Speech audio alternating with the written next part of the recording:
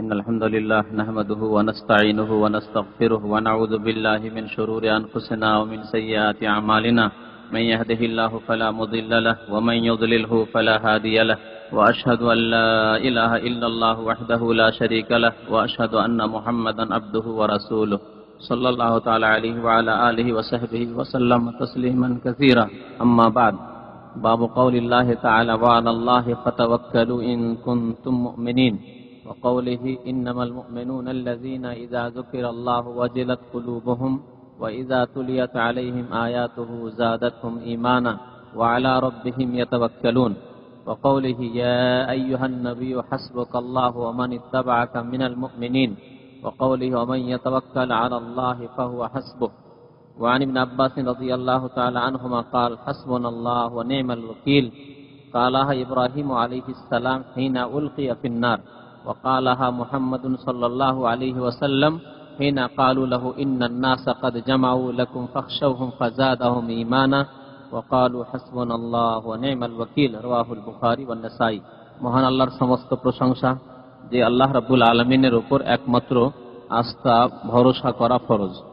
দরুদ সালাম নাজিল হোক প্রিয় নবী মুহাম্মদুর রাসূলুল্লাহ সাল্লাল্লাহু আলাইহি সাল্লামের উপর, যিনি আল্লাহ রাব্বুল আলামিনের উপর সর্বোত্তম ভাবে আস্থা ভরসা করেছেন, তাই আল্লাহ রাব্বুল আলামিন তার ফলও দান করেছেন।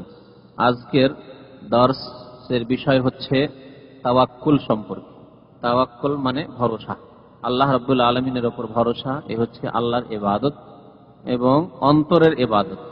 কারণ ভরসা, আস্থা অন্তর দ্বারাই করা হয়, অন্তরের কর্ম। মানুষের হৃদয়ের কর্ম হচ্ছে আস্থা ভরসা করা। সে আল্লাহর উপরেই করুক, যা হচ্ছে ইবাদত, অথবা আল্লাহ ছাড়া অন্য কিছু বা অন্য কারো ওপর করুক, যা হচ্ছে শিরক। কিন্তু এই কর্মটি, এই কাজটি হয় অন্তর দ্বারা, হৃদয় দ্বারা, কলব দ্বারা। তাই এটি হচ্ছে আমালুল কলব, অন্তরের ইবাদত যদি আল্লাহ রাব্বুল আলামিনের জন্য করা হয়। তাওয়াক্কুল আলাল্লাহ, আল্লাহর উপর ভরসা করা ফরজ, এটি হচ্ছে ফরজ কাজ। এবং এটি হচ্ছে ঈমানের শর্ত।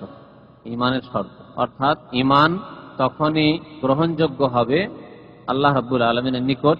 মুমিন তখনই সত্যিকার অর্থে মুমিন হবে যখন একমাত্র আল্লাহর উপর আস্থা ভরসা তাওয়াক্কুল রাখবে।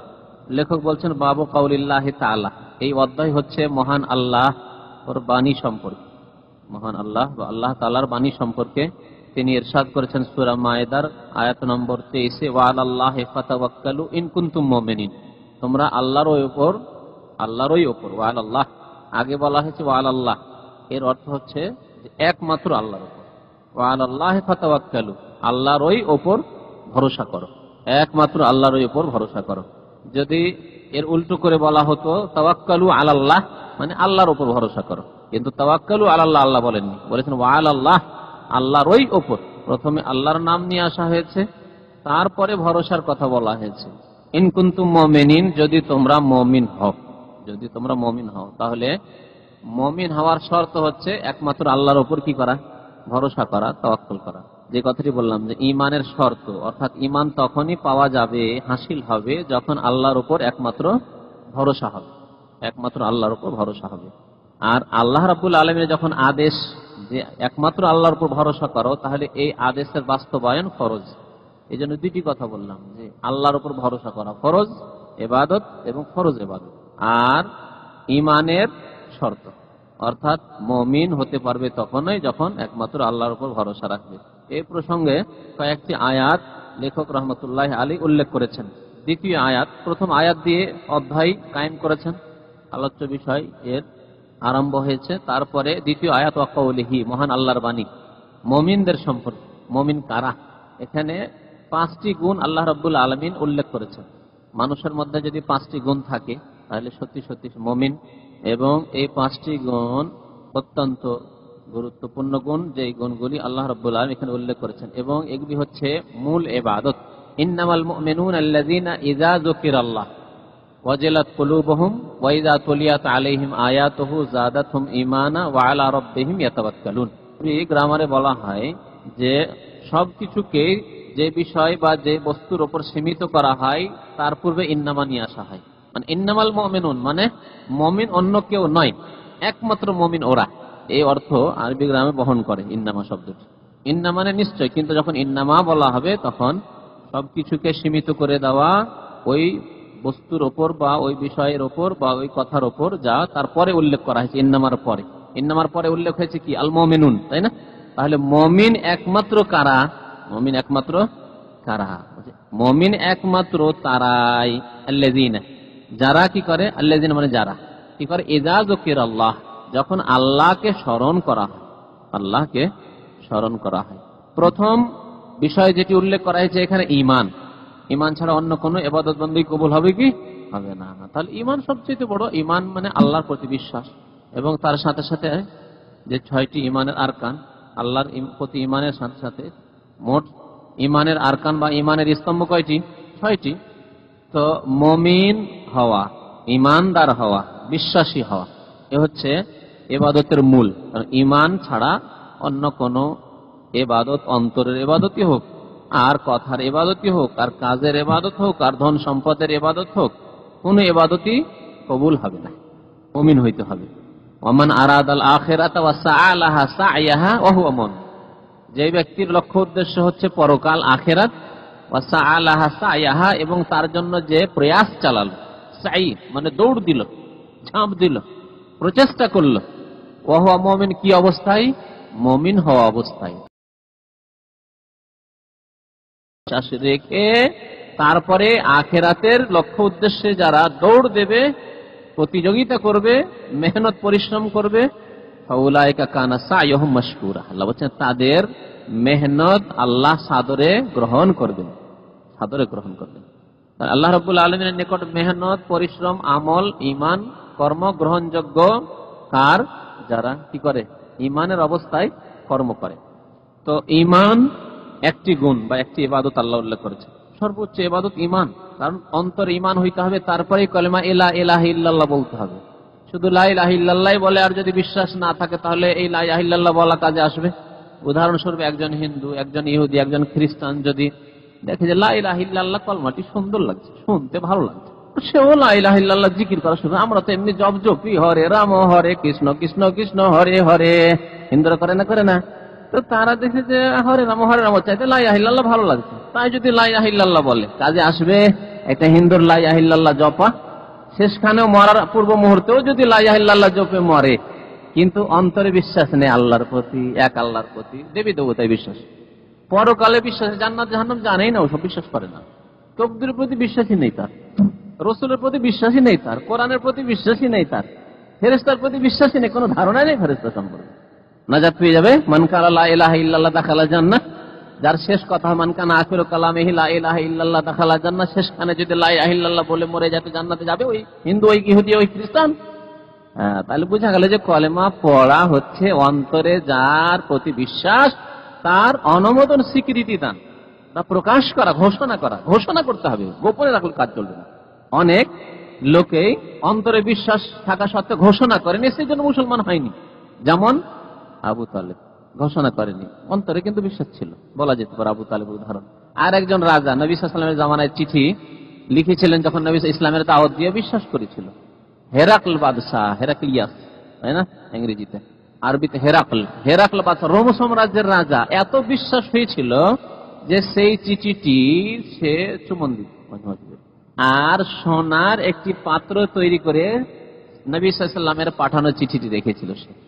আর প্রথম যে মিটিংটি সে অনুষ্ঠিত করেছিল তার মন্ত্রীদেরকে নিয়ে, এই চিঠি আসার পর তাতে বলেছিল, ভাবছিল যে হয়তো আমি বললে ওরা মেনেই নিবে, আর মেনে নিলে আমি কলমা পড়ে নেবো, সবাইকে নিয়ে, মন্ত্রীবর্গকে নিয়ে এই কলমা পড়ে নেব। তো কিছু এমন প্রশংসা করেছিল যে মুহাম্মদ সাল্লাল্লাহু আলাইহি ওয়াসাল্লাম এমন এক ব্যক্তিত্ব, তার চিঠির দ্বারা আমি বুঝতে পারছি যে খুব তাড়াতাড়ি আমার পায়ের তলা পর্যন্ত তার রাজত্ব পৌঁছে যাবে। ভবিষ্যৎবাণী করছে সে, তার ধারণা ইয়াকিন হয়ে গেছে যে সত্য দিন এসে গেছে, কারণ তার খ্রিস্টান ধর্ম সম্পর্কে, ইনজিল সম্পর্কে জ্ঞান ছিল, আর জানে যে শেষ নবী আসবেন, আর তিনি হচ্ছেন শেষ নবী, চলে এসেছেন। এবং শেষ নবী আসলে খুব দ্রুত বেগে রোম সাম্রাজ্যে, পারস্য সাম্রাজ্যে ইসলাম পৌঁছে যাবে, এবং এগুলি যে বড় শক্তি রয়েছে সেগুলির পতন ঘটবে, ধ্বংস হয়ে যাবে, কুফরি শক্তি সব ধ্বংস হয়ে যাবে। সায়াবলুগু মুলকাহু তাহতা কাদমাইয়া, তিনি বলেছেন বুখারী শরীফে, আমার পায়ের তলায় তার রাজত্ব খুব শীঘ্রই পৌঁছে যাবে। এই কথা শুনে আশ্চর্য মন্ত্রীরা কি বলে, এ তো পথভ্রষ্ট হয়ে গেল নাকি, ধর্ম ছেড়ে দিল নাকি আমাদের। তারা কিন্তু বিব্রত হয়ে উঠছে। আর শুধু তাই নাই, লাউকুনতু ইনদাহু, যদি আমি সেখানে থাকতাম বা সেখানে পৌঁছিতে পারতাম, লাগাসালতু আন কাদমাইহি, তাহলে তার দুই পা আমি ধুয়ে দিয়ে ধন্য হতাম। প্রিয় নবী মুহাম্মদ রাসূলুল্লাহ সাল্লাল্লাহু আলাইহি ওয়াসাল্লামের দুই পা ধুয়ে আমি নিজেকে ধন্য করতাম। আল্লাহু আকবার। তাহলে কেমন ঈমান হয়েছিল? আজকালকার যেমন তেমন এই অবাঞ্ছিত মুসলমানদের মতো ঈমান না, খাঁটি মুমিন মুসলিমের মতো ঈমান হয়ে গেছিল, মানে অন্তর্বিশ্বাস হয়ে গেছিল। আর যদি আমি জানতে পারতাম আমার ভবিষ্যৎ যে আমি পৌঁছিতে পারবো, তাহলে লাতাজাসসামতু লিকাহু, যে কোনো মূল্যে আমি তার সাথে সাক্ষাৎ করতাম। কিন্তু আমি বুঝতে পারছি পৌঁছিতে মনে হয় পারবো না।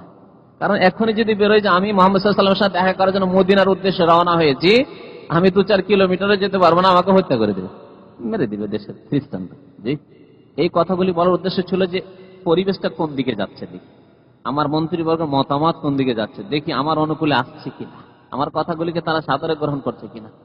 এমন হইচই মেতে গেল, হট্টগোল শুরু হয়ে গেল, আর পলাতক অবস্থা, কেউ পালাচ্ছে আর কেউ হইচই করে তাকে মারবে, এরকম অবস্থা। এইরকম অবস্থা দেখে, আরে বসো বসো বসো বসো বসো, আমি তোমাদের পরীক্ষা করছিলাম। কথার ভঙ্গিমা পাল্টিয়ে দিল, হেরাকাল কথার ভঙ্গিমা তার পাল্টিয়ে দিল, বলছে বসো, তোমাদের পরীক্ষা করছিলাম যে তোমাদের কাছে কেউ যদি এইরকম কোন সংবাদ নিয়ে আসে, তো হুট করে তোমরা ধর্ম পরিবর্তন করবে না, তোমরা তোমাদের ধর্মের ওপর অটল, তা দেখছিলাম।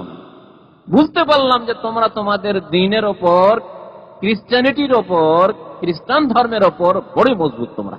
বাহ বাহ, বাহ বাহ দিয়ে দিল। আর রাজত্ব টিকে গেল কিছুদিনের জন্য, কিছুদিনের জন্য মাত্র। নবী করিম সাল্লাল্লাহু আলাইহি ওয়াসাল্লাম হুদায়বিয়ার সন্ধির পরে চিঠি পাঠানো শুরু করেছেন, মানে 7ম হিজরির দিকে, 6ষ্ঠ হিজরির পরে।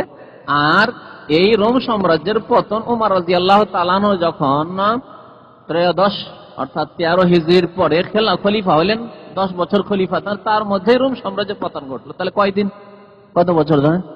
7ম হিজরি থেকে শুরু করে 7, 7, 14, প্রায় 6-7 বছর। 6-7 বছর পরে এই মহাশক্তি, আল্লাহু আকবার, সেই যুগে দুটি বড় শক্তি ছিল, একটা পারস্য সাম্রাজ্য আর রোম সাম্রাজ্য। একটি খ্রিস্টান শক্তি, একটি অগ্নিপূজক পত্তলিক শক্তি। দুই শক্তি ধ্বংস হয়ে গেল, ধ্বংস হয়ে গেল। ওমর রাদিয়াল্লাহু তাআলা আনহু পৌঁছিলেন বাইতুল মুকাদ্দাসে বিজয় পুরুষ হয়ে। তারা সন্ধি করার জন্য ডাকলো যে আমরা খলিফাকে দেখতে চাই, যেই খলিফার ভয়ে আমরা ভীত, আর আমাদের দেশ একজন আরবের যারা অনুন্নতি ছিল তাদের মধ্যে থেকে উঠেছে, আর তার কাছে আমাদেরকে শিরনত করে মেনে নিতে হইলো এবং পরাজয় বরণ করতে হলো, তার সাথে আমরা দেখা করতে চাই। স্বয়ং ওমর রাদিয়াল্লাহু তাআলা বাইতুল মুকাদ্দাস পৌঁছলেন মাত্র 7 বছরের মধ্যে।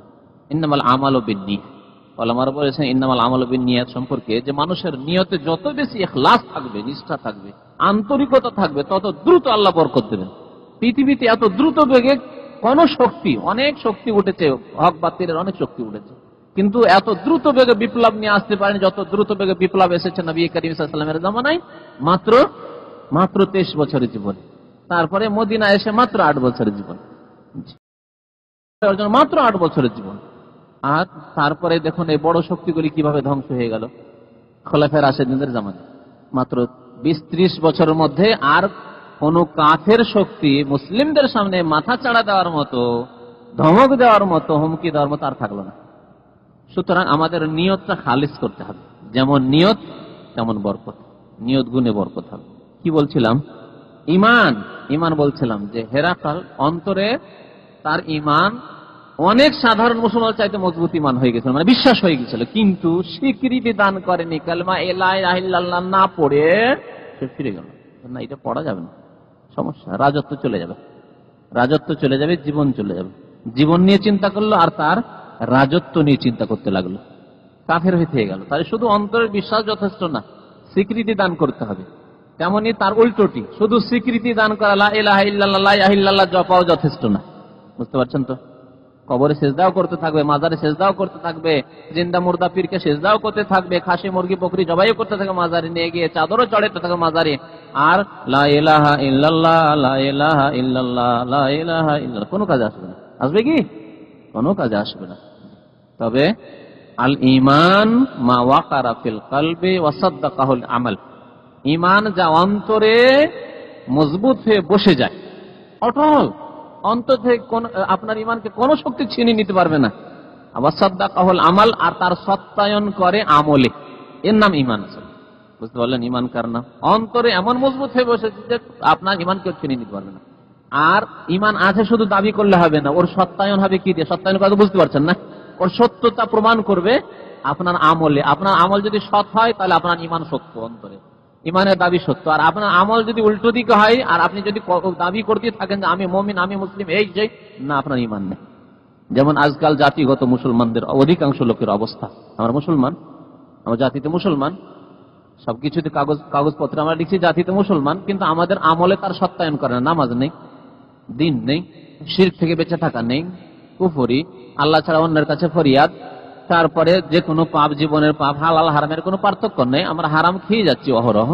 তাহলে আমাদের ইমানের সত্যায়ন নেই, আমাদের কাছে তাসদীক নেই, সাদ্দাকাহুল আমাল হইতে হবে। তো ইমান সর্বোচ্চ ইবাদত, অন্তরের ইবাদত। আল্লাযীনা ইযা যুকিরাল্লাহ, আর দ্বিতীয় ইবাদত হচ্ছে আল্লাহর স্মরণ, আল্লাহর জিকির। কিন্তু আল্লাহর জিকির হইতে হবে যেমন নবী করিম সাল্লাল্লাহু আলাইহি ওয়াসাল্লাম করেছেন, তার সাহাবায়ে কেরামরা করেছেন। নিজের খেয়াল খুশি জিকির হলে হবে না। বুঝতে পারছেন কথা তো? কারণ আমাদের দেশে খেয়াল খুশি জিকির রয়েছে, যার খণ্ডনের জন্য এই কথাটি বলছি, বুঝতে চেষ্টা করবেন। নবী করিম সাল্লাল্লাহু আলাইহি ওয়াসাল্লাম সম্পর্কে মা আয়েশা রাদিয়াল্লাহু তাআলা আনহা বলছেন, মুসলিম শরীফের হাদিস, কানা রাসূলুল্লাহ ইয়াযকুরুল্লাহ আলা কুল্লি আহইয়ানিহি, রাসূলুল্লাহ সাল্লাল্লাহু আলাইহি ওয়াসাল্লাম আল্লাহর জিকির করতেন, আল্লাহকে স্মরণ করতেন, আলা কুল্লি আহইয়ানি, সর্বদা, সব সময় আল্লাহর জিকির করতেন।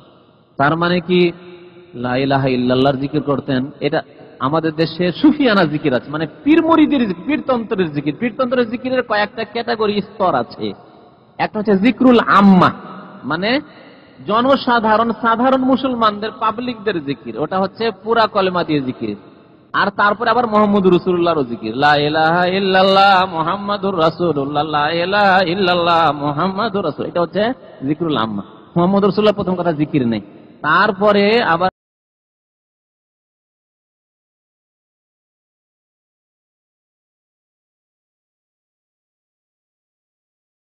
জলসা মহফিলে, ওয়াজ মহফিলে, মিলাদ মহফিলে, ওয়াজ মহফিল, যে কোনো মহফিল করে বা মসজিদ একটা মহফিল করে, মসজিদে এখন কিছু লোক সমবেত হয়েছে, সুতরাং এখন একটু জিকির করুন, না, ইসলামে নেই। আপনার জিকির, আপনি আল্লাহকে স্মরণ করবেন, আপনার জিকির, ব্যাস। একসাথে সম্মিলিত কোন জিকির ইসলামের নেই, কোনো প্রমাণ নেই, কোনো প্রমাণে, না আল্লাহ রসুল থেকে, না সাহাবায়ে কেরাম থেকে, না খোলাফায়ে রাশিদিন থেকে। তাহলে জিকির হইতে হবে, আল্লাহ জিকির করতে বলেছেন, নবী করেছেন না করেননি? বললাম না, মা আয়েশা বলছেন সবসময় আল্লাহর জিকির করতেন। তো সব সময় যদি আল্লাহর জিকির করতেন, কেমন সম্মিলিত জিকির? একদিনের একটি প্রমাণ দেন যে নবী সাল্লাল্লাহু আলাইহি ওয়াসাল্লাম আল্লাহর জিকির করেছেন, প্রচলিত জিকির, ভারত, বাংলাদেশ, পাকিস্তানের বিদাতীদের প্রচলিত জিকির। এটা হচ্ছে পাবলিকদের জিকির। আবার বলছে একটু খাস, মানে মুরিদ হয়েছে আর কিছু ওজিফা এগিয়েছে, অগ্রগতি হয়েছে, কিছু ওজিফায় কিছু অগ্রগতি হয়েছে, তাহলে জিকির করতে হবে কিরকম? ইল্লাল্লাহর জিকির, ইল্লাল্লাহর জিকির, বা ইয়া হক ইল্লাল্লাহ, ইয়া হক ইল্লাল্লাহ, এরকম জিকির। ইল্লাল্লাহর জিকির হয়ে গেল। অসম্পূর্ণ জিকির আবার হয় ইল্লাল্লাহ, মানে মাগার আল্লাহ, মাগার আল্লাহ, মাগার আল্লাহ, মাগার আল্লাহ, শুধু আল্লাহ, শুধু আল্লাহ, কিন্তু আল্লাহ, কিন্তু আল্লাহ, এগুলো জিকির হলো। যদি আপনার মাকে বলেন আমার মা, আমার মা, আমার মা, আমার মা, আমার মা, আমার মা, খুব খুশি হবে না? খুব খুশি হবে, মারবে জুতা উঠিয়ে, স্যান্ডেল উঠিয়ে দিবে, একবার বেয়াদবি কথা, কাজ বেয়াদবি করো। আপনি খুব আব্বাকে ভালোবাসেন, আর আব্বা মজলিসে, ভালো মজলিসে বসেছে, আর মজলিসে বসে শুধু আমার আব্বা, আমার আব্বা, আমার আব্বা, আমার আব্বা, আমার আব্বা জিকির করেন। ভালোবাসার প্রমাণ না বেয়াদবির প্রমাণ? বেয়াদব। সুতরাং যারা ইল্লাল্লাহ, ইল্লাল্লাহ জিকির করে, বেয়াদব, ইসলামের নামে আল্লাহর সাথে বেয়াদবি করে তারা। কারণ পূর্ণাঙ্গ কলেমা ছাড়া কোনো আল্লাহর জিকির আজকার নেই, আল্লাহ স্মরণে, সুবহানাল্লাহ পূর্ণাঙ্গ কালেমা, আল্লাহ পবিত্রতা ঘোষণা করি, আলহামদুলিল্লাহ, সমস্ত প্রশংসা আল্লাহ, আল্লাহু আকবার, আল্লাহ মহান, আল্লাহ সবচেয়ে বড়, লা ইলাহা ইল্লাল্লাহ, আল্লাহ ছাড়া কেউ সত্য মাবুদ নেই। কিন্তু একা একা জিকির হচ্ছে, সম্মিলিত না। সবাই বলেন সুবহানাল্লাহ, সুবহানাল্লাহ, সুবহানাল্লাহ, নেই। আবার তারপরে তৃতীয় স্তর, একটু আপার গ্রেড, থার্ড ক্লাস থেকে একটা 5 ক্লাস, থার্ড ক্লাস, আমাদের দেশে কয়েক ক্লাস আছে, তারপরে আবার সেকেন্ড ক্লাস। তো এই ক্লাসে, থার্ড ক্লাসে বা সেকেন্ড ক্লাস, উপরে একটু উঠলেন আল্লাহর জিকির। এখন ইল্লা বাদ গেল, আল্লাহ ইলাহা বাদ গেছে, এখন ইল্লা বাদ গেল, এখন আল্লাহু বাঁচল, আল্লাহু, আল্লাহু, আল্লাহু, আল্লাহু। তারপর এখন ফার্স্ট ক্লাসে চলে যাচ্ছেন আল্লাহর পরে আল আলিফ লাম লাম এত কত আর পড়তে থাকবো, সময় লেগে যাচ্ছে আল্লাহ ফানা হইতে। এগুলি পীরদের কথা। আল্লাহতে ফানা হইতে, ফানা ফিল্লা হইতে সময় লেগে যাচ্ছে। আল্লাহ হু সময় লেগে যাচ্ছে না, এত সময় দিলে হবে না। মানে হু হু হু হু হু হু এই হলো জিকির। জি, এইসব জিকির শুরু থেকে শেষ পর্যন্ত ইসলামে নেই। এগুলি হিন্দুদের যে জপা রয়েছে ওই সব জপা, ওই জপাগুলি ইসলামের লেবেল করে এসছে, লেবেলটা ইসলামের লাগিয়ে। এখন জুসের প্যাকেট যদি আসে, 7 আপ তো দেখছেন, 7 ডেপা দেখছেন, বা জুসই দেখছেন, তো জুস দেওয়া হবে আপনাকে, তো এই জুস দেখছেন প্যাকেট একবার জুসের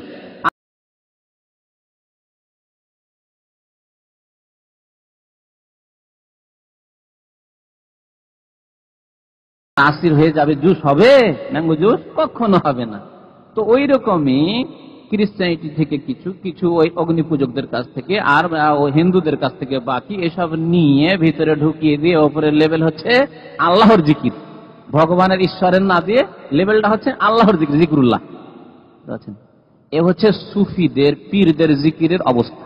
তো এজা জকির আল্লাহ, আল্লাহর জিকির হচ্ছে একটি ইবাদত। আমি আল্লাহর জিকির সম্পর্কে এর আগে ব্যাখ্যা করতে গিয়ে ব্যাপক ব্যাখ্যা রয়েছে। আল্লাহ এবং রসুলের কথা আলোচনা করা, এটি হচ্ছে আল্লাহর স্মরণ। এই যে এখানে বসে আছেন, আল্লাহর কথা বলছি না হয় রসুলের কথা, আপনি শুনছেন আল্লাহর কথা না রসুলের কথা, এইটি জিকরুল্লাহ। কারণ নবী করিম সাল্লাল্লাহু আলাইহি ওয়াসাল্লাম বলেছেন, এইরকম মজলিসকে যেখানে কোরআন এবং সুন্নাহর কথা আলোচনা হয়, মাজলিসে জিকির, অথচ এখানে আল্লাহ আল্লাহ করছেন না, বরং সুন্নতি জিকির লা ইলাহা ইল্লাল্লাহ পড়ছেন কি? কখন একবার হয়তো দুবার পড়লেন, সাল্লাল্লাহু আলাইহি ওয়াসাল্লাম যখন নবীর নাম এসেছিল পড়লেন। সব আল্লাহর জিকির। জিকির দিনের কথা শোনানো, এগুলি হচ্ছে জিকরুল্লাহ, আল্লাহকে স্মরণ করা। আল্লাহকে স্মরণ করা আবার উদ্দেশ্যে কেউ গাফেল হয়ে রয়েছে, তাকে আল্লাহকে স্মরণ করা। সে একজন বেনামাজি, আধা নামাজি হয়েছিল, সে এই দিনের মজলিসের মাধ্যমে গিয়ে একবার 5 ওয়াক্ত নামাজ দিয়ে গেল, তাহলে আল্লাহকে স্মরণ করে এলাম তো তাকে, ঠিক কিনা? এই জন্য নবী করিম সাল্লাল্লাহু আলাইহি সাল্লাম দিনের অনুষ্ঠানকে, যেখানে দিনের কথা, কোরআন এবং হাদিসের কথা আলোচনা হয়, আল্লাহ এবং রসুলের কথা আলোচনা হয়, সে মজলিসকে মজলিসে জিকির বলেছেন। জি, কিন্তু বিদাতীরা অপব্যাখ্যা করে কোরআন এবং হাদিসের, আর বিদাতি জিকির করে, সুন্নতি জিকির নেই। আর দিনের নামে মাহফিল হলেও সেখানে সম্মিলিত দুরুদ, সম্মিলিত জিকিরের মাধ্যমে সেটাকে বিদাতি অনুষ্ঠানে পরিবর্তন করে দেয়। নেকি করতো কি বিদাতি অনুষ্ঠানে পরিবর্তন করে দিল। বলুন মহব্বতের সাথে একটু দুরুদ পেশ করুন, ইয়া নবী সালাম আলাইক, দিল বিদাতি অনুষ্ঠানে পরিবর্তন করে। এই হচ্ছে আমাদের দেশের ইসলামিক মাহফিল গুলির অবস্থা। ওয়াজিলাত কুলুবুহুম, যখন আল্লাহকে স্মরণ করানো হয়, যিকির আল্লাহ মানে আল্লাহকে স্মরণ করানো হয়, আল্লাহকে স্মরণ করা হয় বা করানো হয়, তখন তাদের অন্তরগুলি, অন্তরসমূহ কি হয়? ওয়াজিলাত, প্রকম্পিত হয়, কেঁপে উঠে আল্লাহর ভয়ে। তাহলে আল্লাহর ভয়ে অন্তর প্রকম্পিত হওয়া, অন্তরে ভয় ভীতি সঞ্চারিত হওয়া, এটি হচ্ছে অন্তরের ইবাদত, মাখাফাতুল্লাহ। এর আগে আল্লাহর ভয় সম্পর্কে আলোচনা হয়েছে না? আল্লাহর ভয়, ফালা তাখাফুহুম, কাউকে ভয় করিও না, ওয়া খাফুনি ইন কুনতুম মুমিনিন, সেখানে বলা হয়েছে তোমরা যদি মুমিন হও একমাত্র আমি আল্লাহকে ভয় করবে।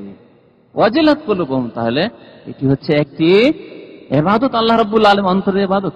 ওয়াজিলাত কুলুবুহুম, আল্লাহর কথা স্মরণ করালে অন্তর কেঁপে উঠে আল্লাহর ভয়।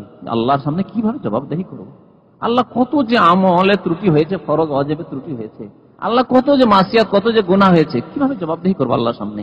আল্লাহর সামনে দাঁড়িয়ে কি করে উদ্ধার পাবো, নাজাত পাবো? এই ওয়াজিলাত কুলুবুহুম, 3টি গুণ হলো ঈমান, আল্লাহকে স্মরণ করা, এবং অন্তর প্রকম্পিত হওয়া, ভয়ে ভীত হওয়া। ওয়া ইযা তুলিয়াত আলাইহিম আয়াতুহু যাদাতহুম ঈমানা, আর তাদের সামনে কোরআনের আয়াত যদি তেলাওয়াত করা হয়, আল্লাহর আয়াত, আল্লাহ নাযিলকৃত আয়াত মানে কোরআন কারীম যদি তিলাওয়াত করা হয়, যাদাতহুম ঈমানা, তেলাওয়াত করে তাদের কি হয়? ঈমান বৃদ্ধি পায়। তাহলে তেলাওয়াত শুনে বৃদ্ধি পেতে হলে অর্থ জানতে হবে না? হবে না? তাহলে বোঝা গেল যে কোরআনের অর্থ জানার জন্য যথাসাধ্য চেষ্টা করতে হবে, যথাসাধ্য চেষ্টা করতে হবে। যত আমি ভালো জানতে পারবো, যত বেশি আমি কোরআনের অর্থ জানতে পারবো, তত বেশি তেলাওয়াতের তাসির, প্রতিক্রিয়া আমার উপর হবে। ওয়া ইযা তুলিয়াত আলাইহিম আয়াতুহু, যখন আল্লাহর আয়াতগুলি তাদের সামনে পাঠ করা হয়, যাদাতহুম ঈমানা, তাদের ঈমান বৃদ্ধি পেয়ে যায়, ঈমান বাড়ে। দেখুন এখানে তারাবির নামাজে অনেক আরবরা খুব কাঁদে, কিন্তু আমাদের মতো অনারব যারা কোরআনের আয়াতের অর্থ বুঝে না, কোথায় জাহান্নামের কথা, কোথায় জান্নাতের কথা, কোথায় আল্লাহর আযাব গজবের কথা, কোথায় পাপের কারণে কোন জাতিকে আদকে আল্লাহ ধ্বংস করলেন, সামুদকে ধ্বংস করলেন, তো নূহের জাতিকে ধ্বংস করলেন, এই আয়াতগুলি যদি অর্থ বুঝতাম তাহলে আমরাও কাঁদতাম। কিন্তু অর্থ যেহেতু বুঝি না, আমাদের জন্য সবই সমান, সবই সমান। যদি একটা কথা শিখেছি সুবহানাল্লাহ, শুনে একটু ভালো লাগলো সুবহানাল্লাহ, তাই না? আমাদের অবস্থা তো এরকমই। তো যেখানে কাঁদার জায়গা সেখানেও সুবহানাল্লাহ, যেখানে খুশি হওয়ার জায়গা জান্নাতের সুসংবাদের কথা অবশ্যই সব সুসংবাদ। হে মুমিন, তোমাদের জন্য সুসংবাদ। মুমিন আর কাফের কি সমান হতে পারে? আলো আর অন্ধকার কি সমান হতে পারে? সব জায়গায় সুবহানাল্লাহ। আমাদের অবস্থা তো এরকম কিনা, অর্থ না বুঝার কারণে। কিন্তু যদি অর্থ বুঝতাম, কাঁদার জায়গায় কাঁদতাম, খুশি হওয়ার যে আলহামদুলিল্লাহ, আল্লাহ লাখ লাখ শুকরিয়া যে আল্লাহ অসংখ্য মানুষের মধ্য থেকে আমাদেরকে মুসলমান হওয়ার তৌফিক দান। আলহামদুলিল্লাহিল্লাযী হাদানা লিহাযা ওয়া মা কুননা লিনাহতাদি লাউলা আন হাদানাল্লাহ। আল্লাহ যদি হিদায়াত না করতেন, আমাদের হিদায়াত হওয়ার সঠিক পথে আসার কোনো ক্ষমতা ছিল না, আল্লাহর তৌফিক। আলহামদুলিল্লাহ, খুশি হয়ে যেত। তাহলে আমাদের জন্য সবই সমান, সবই সমান, যেহেতু কিছুই বুঝি না। বরং না খুশি না কান্না কোনোটাই আসে না, কারণ বুঝি না। তোর পক্ষান্তরে একজন আরব, আর সব আরবও না। এখনো বড় আফসোসের বিষয় যে আরবরা মাতৃভাষার পিছনে এত বেশি ছুটেছে যে কোরআনের ভাষা অনেকেই বুঝে না। ভালো শিক্ষিত না হলে কোরআনের ভাষা বুঝে না, কারণ কোরআনের ভাষা বুঝলে ওয়াজিলাত কুলুবুহুম হইতো, কিন্তু অধিকাংশ আরবদের হয় না। কারণ এখানে কিন্তু একটা কবিতা শুনলে, একটা গান যদি আরবি ভাষায় শুনে, যেহেতু গান মাতৃভাষায় হচ্ছে, সহজ ভাষায় হচ্ছে, প্রচলিত ভাষায় হচ্ছে, সুতরাং গান শুনে, দেখেছেন গাড়ি চালাচ্ছে আর ঢন ঢন করে একটু বাজছে মিউজিক, আর তার সাথে একটা গান শুনছে, কুঁ কা করছে, তারপরে নাচছে আরব। দেখতে পাচ্ছেন তো? পক্ষান্তর কোরআন সুবহানাল্লাহ, আল্লাহর কালাম, আর এত অলংকার পূর্ণ কালাম পৃথিবীতে কারো কথা হয়নি, হবে না এরকম। জি, তারপরে আল্লাহর কথা শুনে ওয়াজিলাত কুলুবুহুম হয়নি, আরবদেরও হয় না।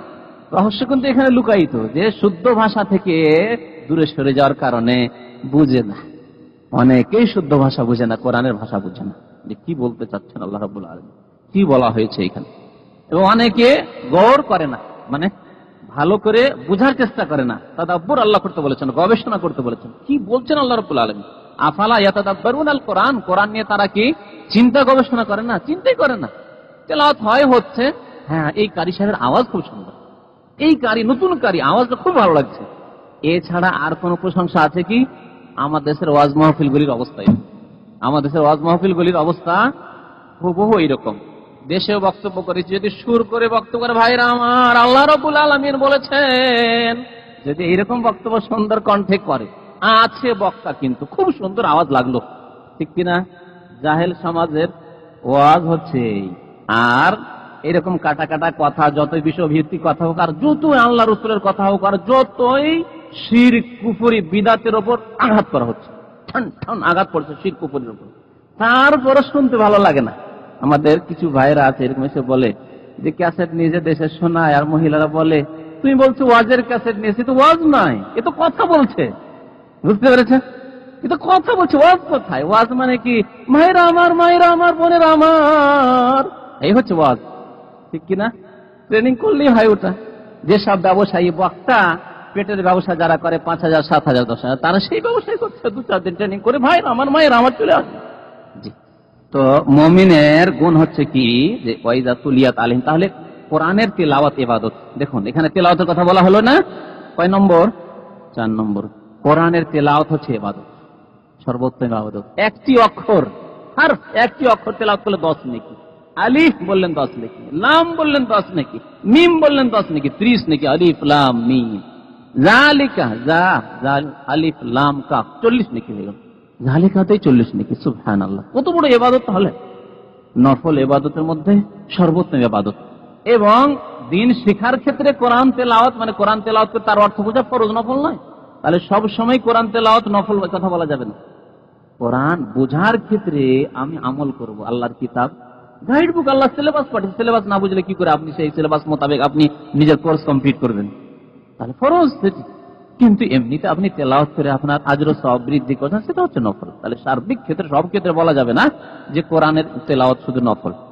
আল্লাহর দ্বীনের জ্ঞান হাসিল করার জন্য কোরআনের তেলাওয়াত হচ্ছে ফরজ, কারণ তেলাওয়াত করবেন তার অর্থও বুঝবেন। একজন আরবি যদি আরবি ভালো বুঝে বা আরবিতে ভালো জ্ঞান হাসিল করেছে, তাহলে তার জন্য তেলাওয়াতই যথেষ্ট। বাংলা অনুবাদ পড়ার তার প্রয়োজন নেই, আছে কি? প্রয়োজন নেই তার। কিন্তু যে ব্যক্তি বুঝে না, তাকে অবশ্যই বাংলা অনুবাদ, বাংলা ভাষী হলে তাকে পড়তে হবে, উর্দু ভাষী হলে উর্দু অনুবাদ পড়তে হবে, ইংরেজি ভাষী হলে ইংরেজি ভাষার মাধ্যমে তাকে কোরআন শিখতে হবে। আল্লাহর দ্বীনের জ্ঞান হাসিল করা ফরজ।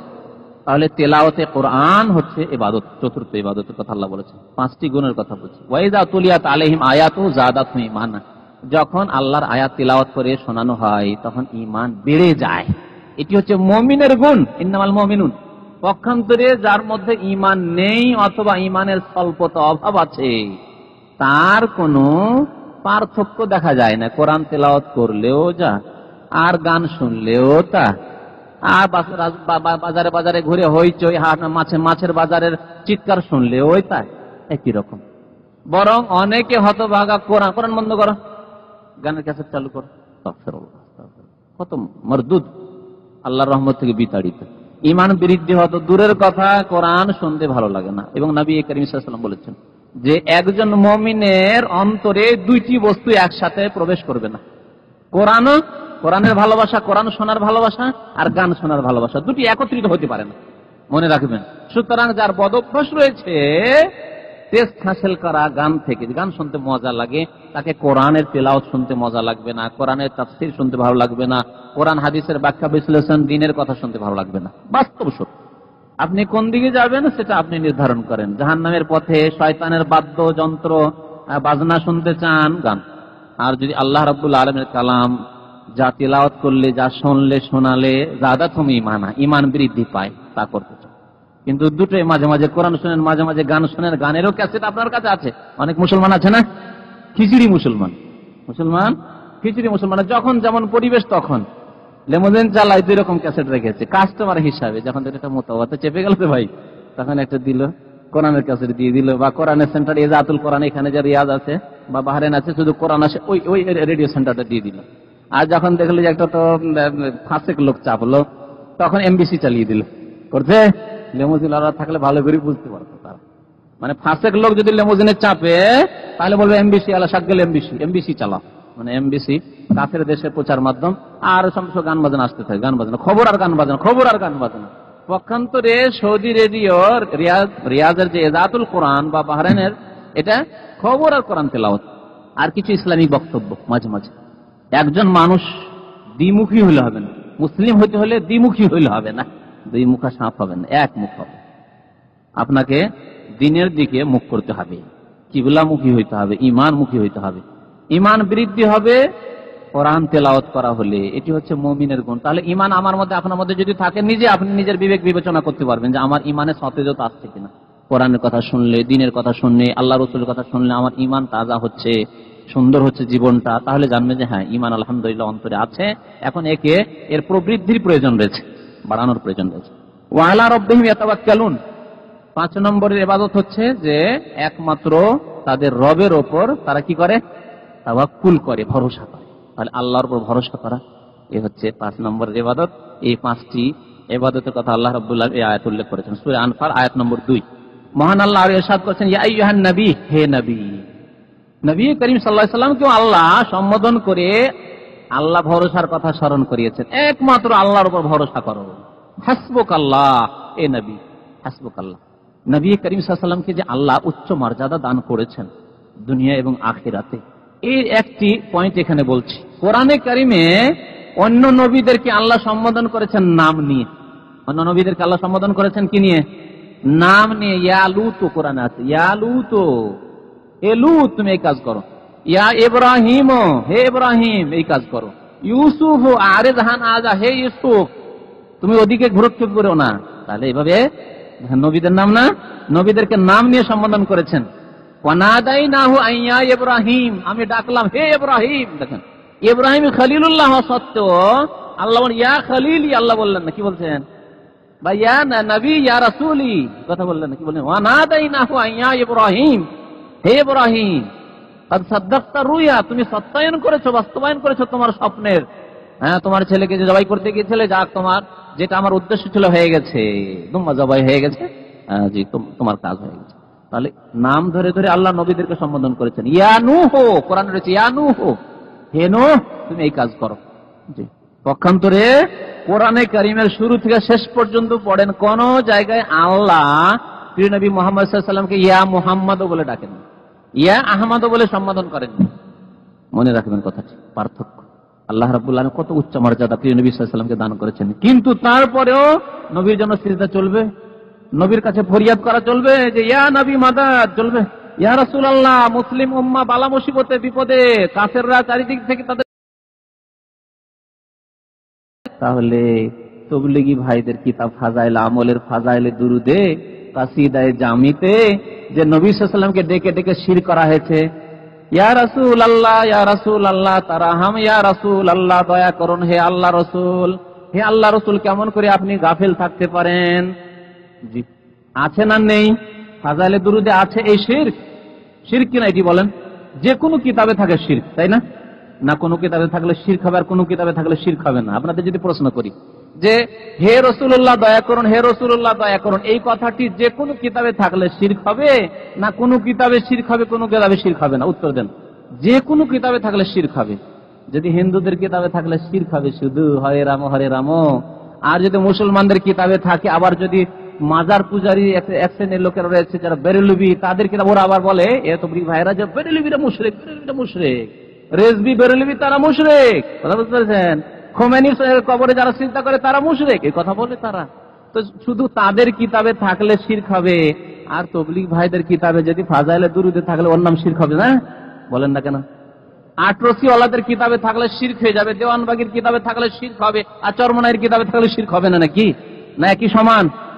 একই সমান। শিরক শিরক যার কিতাবে থাকবে তার কিতাবে থাকবে, আমার কিতাবে থাকলেও শিরক। আমি যত তাওহীদের কথা বলি যে আমার কিতাবেও যদি এরকম কিছু পান তো শিরক, এতে কোনো সন্দেহ নেই। সন্দেহ আছে কি? তাহলে ফাজাইলে দুরুদ, এই জন্য বড়ই চালাকি করে আজকাল যে ফাজাইল আমলটা ছাপানো হয়েছে, আগে কালে একসাথে ছাপতো। ফাজাইলে দুরুদ আর ফাজাইলে হজ, এই দুটি চ্যাপ্টারকে অন্যান্য ফাজাইলে জিকির টিকির নামাজ তবলিগ এগুলোর সাথে একসাথে ছাপাতো। যখন দেখলো যে বাপরে বাপ, আমাদের হুজুরে কিবলা বড় হুজুর শাইখুল হাদিস সাহেব তো ফাজাইলে দুরুদি আর ফাজাইলে হজে এমন কথাগুলি লিখেছে যেগুলি তো অন্যরা যারা আমাদের এই তবলিগের সাথে এই বিদআতের সাথে একমত নেই তারা তো ভুলগুলি ধরে ফেলেছে। হ্যাঁ, তারা তো জানতে পেরে নিয়েছে যে ভুলগুলি আছে। তাহলে এই কিতাবকে গোপনে গোপনেই পাঠ করতে হবে। তখন এই দুটি চ্যাপ্টার ভালো করে মনে রাখুন, ফাজাইলে দুরুদ আর ফাজাইলে হজ, এই দুইটি চ্যাপ্টারের ডাহা শিরক আছে, যার ফলে দুটি চ্যাপ্টারকে আলাদা করে সেপারেট বই তৈরি করা হয়েছে। সেপারেট বই তৈরি। ফাজাইল আমলের যে মোটা কিতাবটি সাখাওয়াত হোসেন বা আম্বর আলীর বাংলা তরজমা তাতে খুঁজে পাবেন না, কিন্তু তবে সেই দুইজনেরই তরজমা আছে, ফাজাইলে দুরুদ তারই তরজমা, কিন্তু আলাদা করে প্রেস থেকে আলাদা করে ছাপানো হয়েছে। আর কি করা হয়েছে জানেন? ওগুলো লুকিয়ে লুকিয়ে গোপনে যারা খাস কয়েক চিল্লা দিয়ে ফেলেছে তারা পড়ে ফাজাইলে দুরুদ আর তারা পড়ে ফাজাইলে হজ। আম লোক, একটা নতুন লোক প্রথম চিল্লাই গিয়েছে আর হঠাৎ করে যদি ফাজাইলে হজ ধরিয়ে দেন আর ফাজাইলে দুরুদ ধরিয়ে দেন, তাতে দেখবে আরে বাপরে তো রাসূলুল্লাহর কাছে চেয়েছে, তাহলে তুই কাজ করা যাবে না, এই তুই দেওয়ানবাগীদের মতোই, এ তো আটরসি মাইজ ভান্ডারীদের মতোই, ধরে নিবে যে চোর ধরা পড়ে যাবে। সেজন্য আলাদা করে দিয়েছে দুটি চ্যাপ্টারকে। যদি দেখতে চান আমার অফিসের লাইব্রেরি তো নতুন বাংলাদেশ থেকে নতুন প্রিন্টের আমাদের এক ভাই গিয়েছিল, ভাই যাই কিছু হোক না কেন, যেভাবে হোক এই ফাজাইলে দুরুদ আর ফাজাইলে হজ এই দুইটি খণ্ড এনে দিতে হবে আমাকে, কারণ মুখস্থি কথা বলতে রাজি না। আমি চোখে দেখিয়ে কথা বলি, দেখো এই ফাজাইলে দুরুদ এই শিরক আছে, ফাজাইলে হজ এই শিরক আছে। নতুন কপি আমার কাছে আছে, যে কিভাবে চালাকের সাথে চাতুরতার সাথে আলাদা করে ছাপানো হয়েছে, আর তাতে ডাহা শিরক আছে। ওতে আছে যে হে রাসূলুল্লাহ দয়া করুন, আমাদের উপর দয়ার দৃষ্টি নিক্ষেপ করুন, আপনি কি করে গাফেল থাকতে পারেন আমাদের এই দুরবস্থায়, আপনি আমাদের জীবনকে উজ্জ্বল করুন।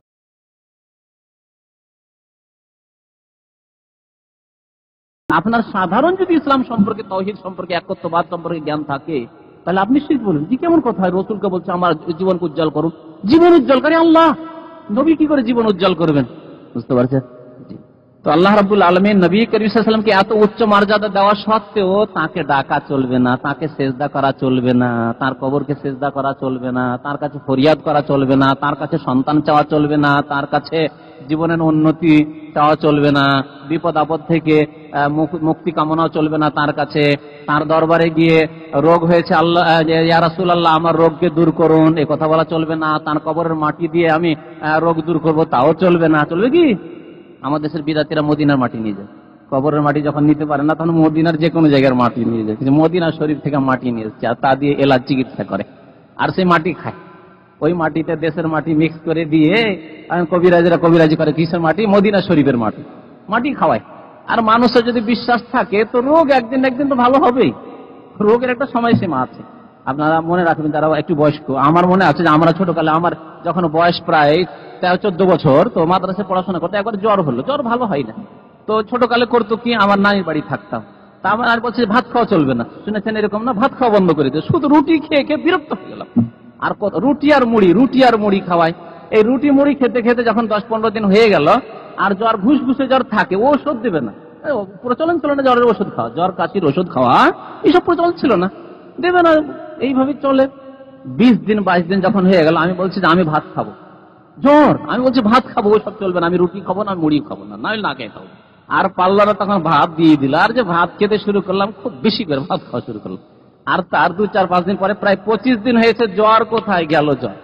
তাহলে অসুখের একটা সময়সীমা আছে, আল্লাহ যদি শেফা দিতে চান সেই অসুখ থেকে, তো সময় শেষ হলে তখন ঠিক হয়ে যাবে। মদিনার মাটি খেতে খেতে আল্লাহ হয়তো তকদিরে শেফা রেখেছিল, বা অন্য কিছু তার সাথে ব্যবহার করছে, কোন যেভাবে হোক না কেন ভালো আল্লাহ করে দিয়েছেন। মদিনার শরীফের যে মাটি, মদিনা শরীফের মাটি বা মাজার শরীফের মাটি, সেই মাটি দিয়ে ভালো হইলাম, বুঝতে পারছেন? শিরকি আকীদা আরো অন্তরে বদ্ধপরিকর হয়ে গেল। হাসবুক আল্লাহ, নবীকে আল্লাহ বলছেন ইয়া আইয়ুহান নবী। হ্যাঁ, যে কথা বলছিলাম যে আল্লাহ কোরআনে নবীকে ইয়া মুহাম্মদ কোন জায়গায় বলেন, ইয়া আহমদ বলেন, ইয়া আইয়ুহান নবী বলেছেন, আর না হলে ইয়া আইয়ুহার রাসূল বলেছেন। দেখেন এখানে ইয়া আইয়ুহান নবী, সূরা তালাকের প্রথম আয়াত, ইয়া আইয়ুহান নবী, হ্যাঁ আছে না, ইযা তাল্লাকতুমুন নিসা, সূরা তাহরিমের আয়াত, ইয়া আইয়ুহান নবী লিমা তুহাররিমু মা আহাল্লাল্লাহু লাক। হ্যাঁ, তারপরে আল্লাহ রাব্বুল বলেছেন ইয়া আইয়ুহার রাসূল বাল্লিগ মা উনজিলা ইলাইক, হে রাসূল, হে নবী, এই বলে আল্লাহ সম্বোধন করেছেন সাল্লাল্লাহু আলাইহি ওয়াসাল্লাম। হাসবুক আল্লাহ, আল্লাহ বলছেন হে নবী, আপনার জন্য আল্লাহ যথেষ্ট। হাসবুকা মানে যথেষ্ট, হাসব মানে যথেষ্ট, আর কা মানে আপনার, তো আপনার জন্য আল্লাহ কি যথেষ্ট। অমানিত্তাবাকা মিনাল মুমিনিন, আর আপনার অনুসারী মুমিনদের জন্য আল্লাহ যথেষ্ট। আপনার জন্য আল্লাহ যথেষ্ট, আর আপনার যারা অনুসরণ করবে মুমিন, তাদের জন্য আল্লাহ যথেষ্ট। সুতরাং কাফের শক্তি আপনাদের কিছুই করতে পারবে না। হাসবুক আল্লাহু মান ইত্তাবাকা মিনাল মুমিনিন। নবী করিম সূরা আনফাল আয়াত নম্বর 64, এই আয়াত নাযিল হওয়ার পরে সাহাবায়ে কেরামদেরকে শুনিয়ে দিলেন। তখনও মক্কা বিজয় হয়নি, আর তখনও কাফেরদের পক্ষ থেকে ধর্মখন্দকের যুদ্ধের ধমক, চারিদিক থেকে আমরা আসছি, লুটে পিটে নিয়ে যাবো, একেবারে মদিনাকে আর রাখবো না, মদিনার এক একটি ইটকে উঠিয়ে নিয়ে যাবো। এই উদ্দেশ্যই তো খন্দকের যুদ্ধের জন্য তারা এসেছিল, সমস্ত গোত্র আরবের এসেছিল, শুধু মক্কার লোক না, চারিদিকে তারা ডাক দিয়েছিল।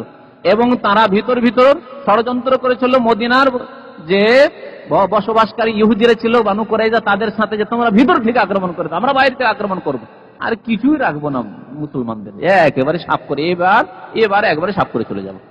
আল্লাহ আয়াত নাযিল করে ইয়া আইয়ুহান নবী হাসবুক আল্লাহ। আরে কাফের কি করবে, হাসবুক আল্লাহ, আল্লাহ আপনার জন্য যথেষ্ট। অমানিত্তাবাকা মিনাল মুমিনিন, আর মুমিনদের জন্য আল্লাহ যথেষ্ট। তাহলে মুমিন হইতে হবে, কমিন হইলে হবে না, কবর পূজারি হইলে হবে না, পীর পূজারি হইলে হবে না, হবে কি আল্লাহ মুমিন বলেছেন, ওয়া আনতুমুল আলাউন, তোমরা উপরে থাকবে, তোমরা উপরে থাকবে। কাফের ইহুদি নাসারা মুশরিক পত্তলিক উপরে থাকবে না। ইন কুনতুম মুমিনিন, কিন্তু শর্ত কি, মুমিনও যদি হও তাহলে শর্তগুলি পুরো করে দেন, তারপর আল্লাহর কাছে দাবি করেন, ঠিক না? আমরা বাচ্চাদেরকে পুরস্কার দিই মাঝে মাঝে, তুমি যদি এবার ফার্স্ট হয়ে আসতে পারো তোমাকে একটা ভালো দামি ঘড়ি দেবো। ফার্স্ট হয়ে আসেনি, ফেল করে এসে বলছে আব্বা ঘড়ি দেন, আপনি তো ঘড়ি দিতে চেয়েছেন, চলবে? দেবেন? ফেল করে আসো, মুখ কালো, আমার সমাজে মুখ দেখাইতে পারি না, মাধ্যমিকে ফেল করে আর তোমাকে ঘড়ি দেবো? হ্যাঁ, জুতো খাওয়া কাজ করেছো আর ঘড়ি, ঠিক কিনা? তো ওই রকমই কাফেরদের জুতো খাওয়া কাজ করছি আমরা, শিরক কুফরি করে, নামাজ ত্যাগ করে। আমরা আল্লাহ মদদ করো, সাহায্য করো, কেন কাফের কেন আমাদের মাথার উপর, এই তো বলছি আমরা। চলবে? চলবে না, শর্ত পুরা করে দিতে হবে। ফার্স্ট, ছেলে ফার্স্ট হয়েছে, আব্বা আপনি তো বলেছেন যে ফার্স্ট হলে এত নম্বর, যদি গড় নিয়ে আসতে পারি, যদি অ্যাভারেজে এত নম্বর নিয়ে আসতে পারি, বা যদি ক্লাসে ফার্স্ট হতে পারি অথবা ফার্স্ট ডিভিশন পেতে পারি, তাহলে আপনি বলেছেন এই দেবো সেই দেবো, দেন, তাহলে দিতে হবে আপনাকে ওয়াদা। আল্লাহ ইন্নাল্লাহ লা ইউখলিফুল মিয়াদ, আল্লাহ ওয়াদা খেলাফি করেন না, অবশ্যই করবেন না।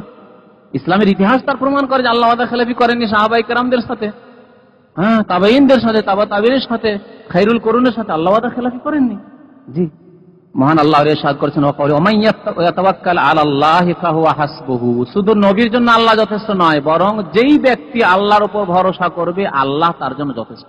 ওয়ামাইয়াতাওয়াক্কাল আলাল্লাহ, যেই ব্যক্তি আল্লাহর উপর ভরসা করবে, আম কথা কিনা, সাধারণ কথা কিনা, সবার জন্য কিনা, যে কোনো মুমিন মুসলিম ছিল না, আজকে মুসলিম হয়েছে, আল্লাহর উপর ভরসা, আমি চিন্তা করি না আমার বাবা কি বলবে, আমার মা কি বলবে, আমার স্ত্রী কি বলবে, আমার সমাজ কি করবে, আমি টাকা পয়সা পাবো কি পাবো না, আমি ধন সম্পদ থেকে বঞ্চিত হব, আমাকে দেবে না, বাড়ি থেকে তাড়িয়ে দেবে না। ওমাইয়া তাওয়াক্কাল আলাল্লাহ, আল্লাহর উপর যে ব্যক্তি ভরসা করবে ফাহুয়া হাসবুহু, আল্লাহ তার জন্য কি যথেষ্ট।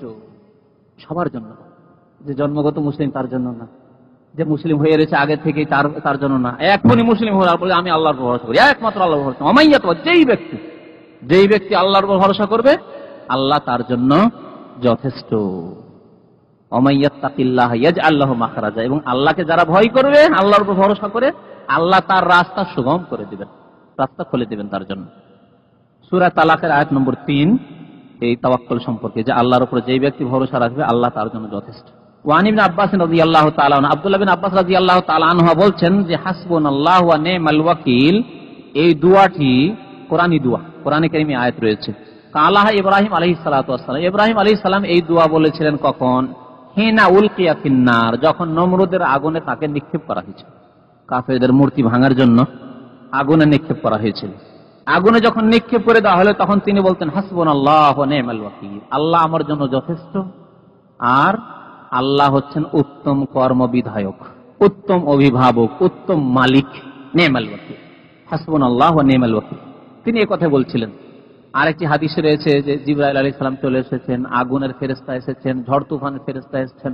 জি, তারা এসে বলছেন যে ইব্রাহিম তুমি আল্লাহর খলিল, আমরা আল্লাহর পক্ষ থেকে প্রেরিত হয়েছি, আমরা ফেরেশতা হাজির মওজুদ আছি, তুমি শুধু বলো।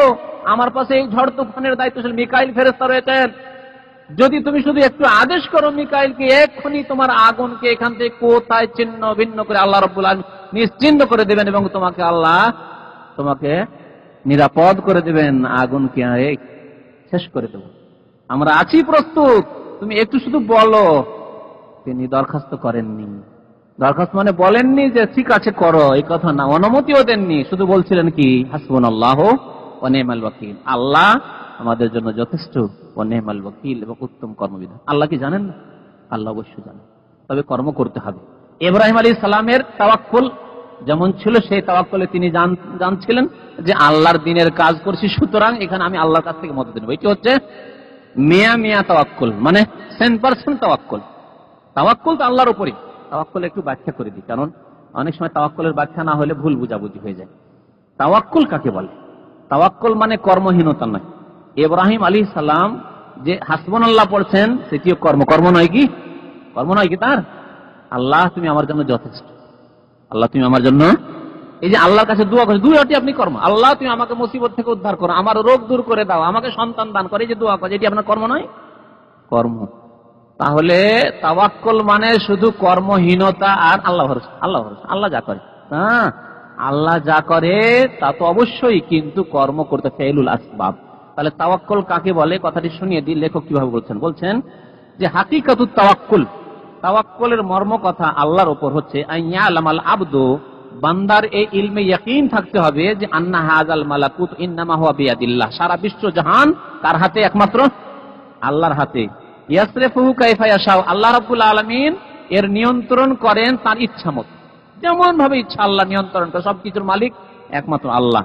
সুতরাং আল্লাহ যখন সবকিছুরই মালিক, আমার উন্নতি অবনতি, সুখ দুঃখ, আমার হেফাজত, সবকিছুর মালিক আল্লাহ রাব্বুল আলামিন, তখন ফায়ুফাওযিল আমরা ইলাইহি, নিজের মামলাটিকে, নিজের সমস্যাকে আল্লাহর সুপুর্দ, আল্লাহর হাওয়ালা, আল্লাহ তুমি আমার মালিক, তুমি আমার খালেক, তুমি আমার হেফাজতকারী।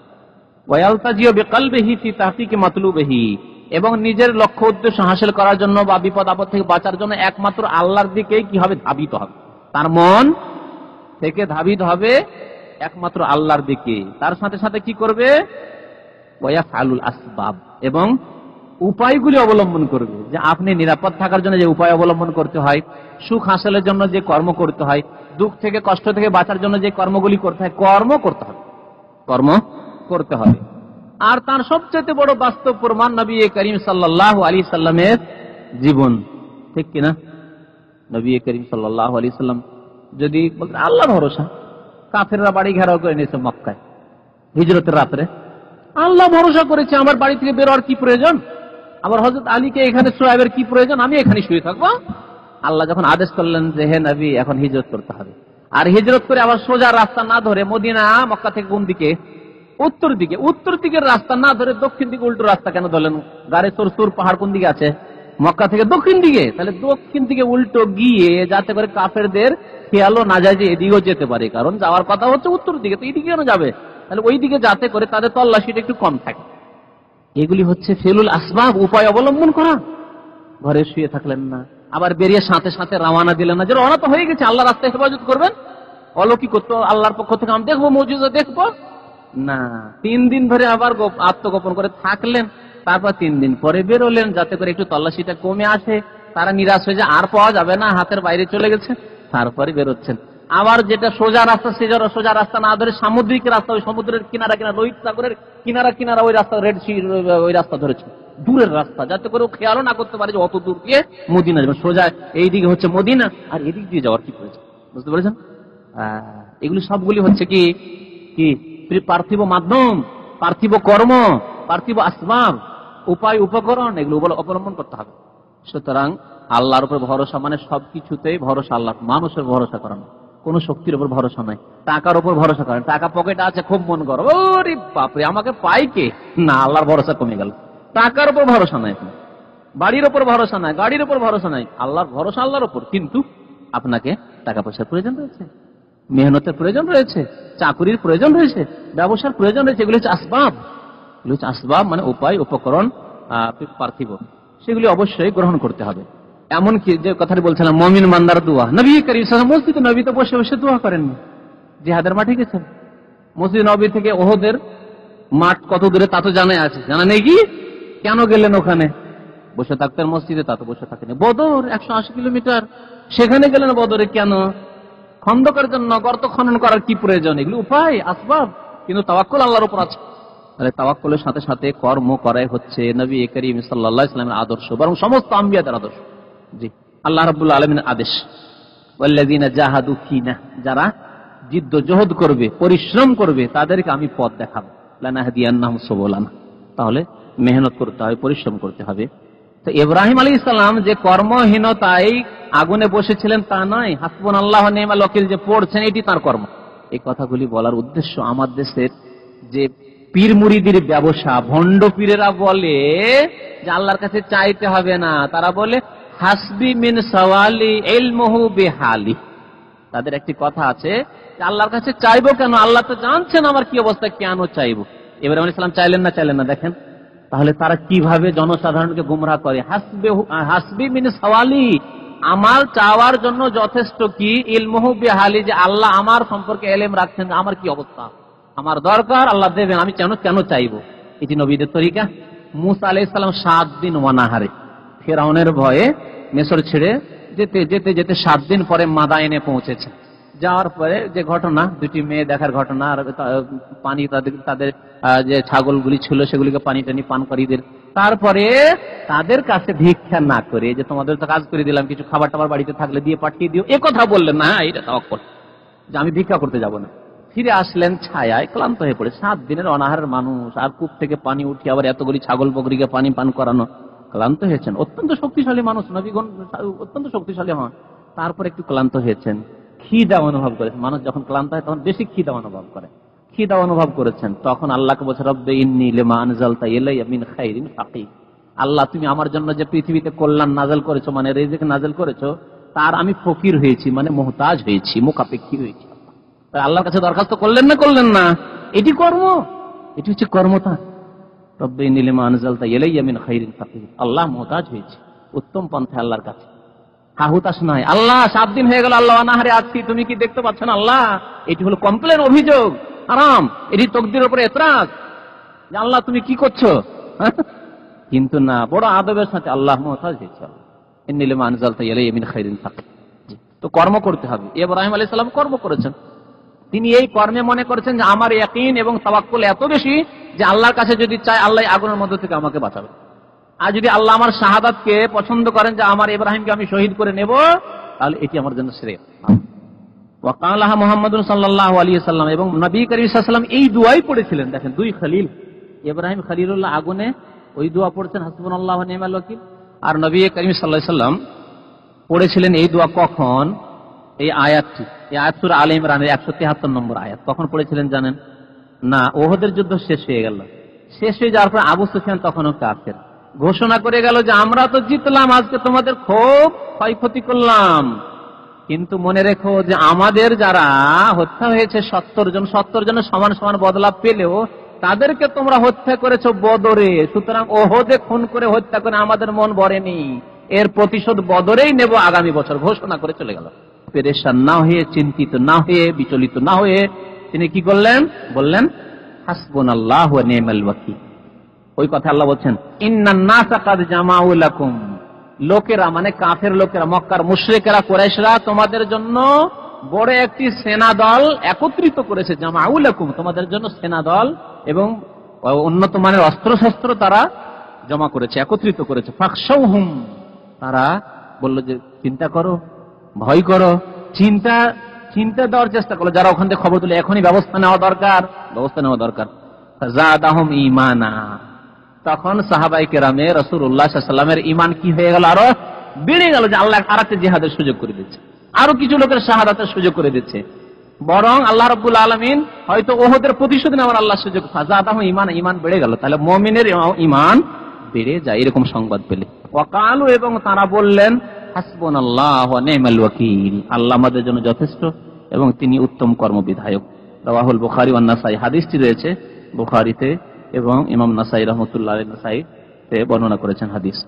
সাল্লাল্লাহু আলা নবিয়িনা মুহাম্মদ ওয়া আলা আলিহি ওয়া সাহবিহি আজমাইন।